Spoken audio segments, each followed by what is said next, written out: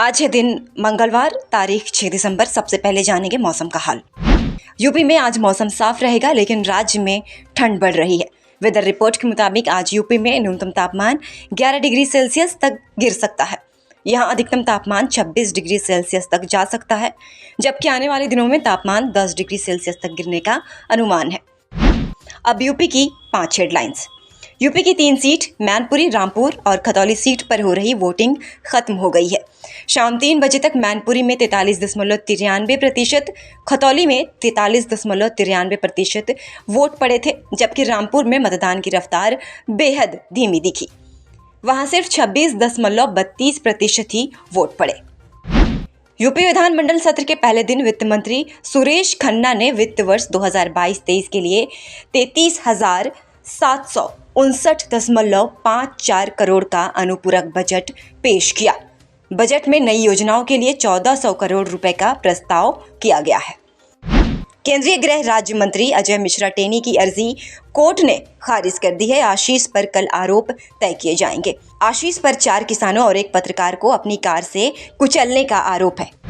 मैनपुरी लोकसभा और 2 विधानसभा सीटों पर हो रहे उपचुनाव के बीच टैक्स चोरी के मामले में राज्य कर विभाग ने ताबड़तोड़ छापेमारी कर दी है। यूपी के करीब 71 जिलों में जीएसटी टीम ने अलग अलग स्थानों पर एक साथ छापेमारी की। वहीं इस छापेमारी से टैक्स चोरी करने वाले व्यापारियों की मुश्किलें बढ़ सकती हैं।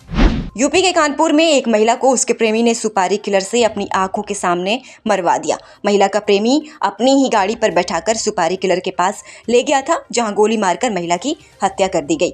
महिला शादीशुदा थी। वो अपने पति और 4 बच्चों को छोड़कर 5 साल से रिलेशन में थी। अब 2 ऐसी खबरें जिनको डिटेल में जानना जरूरी है। ज्ञानवापी मस्जिद से जुड़े एक प्रार्थना पत्र की सुनवाई आज वाराणसी के जिला जज डॉक्टर अजय कृष्ण विश्वेश की कोर्ट में हुई।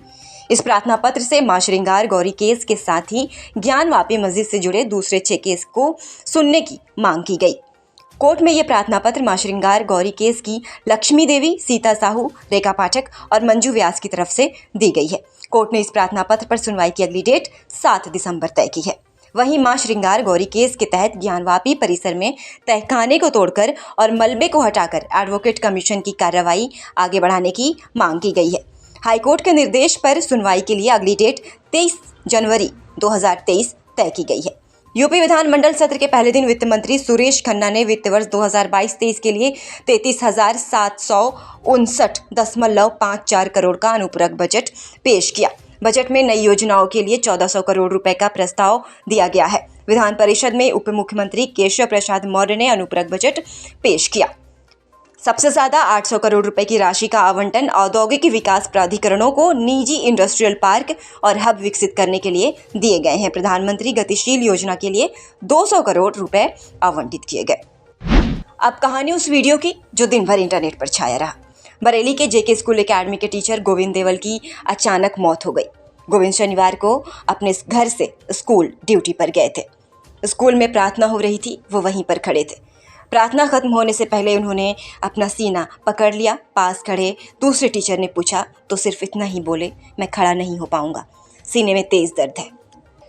उन्हें कुर्सी पर बैठाया गया। उसके बाद टीचर घबरा गए। उन्हें बरेली के एक मेडिकल कॉलेज में ले जाया गया, जहां डॉक्टर ने उन्हें मृत घोषित कर दिया। आज का विचार: विफलता तभी होती है जब हम अपने आदर्शों, सिद्धांतों और उद्देश्यों को भूल जाते हैं।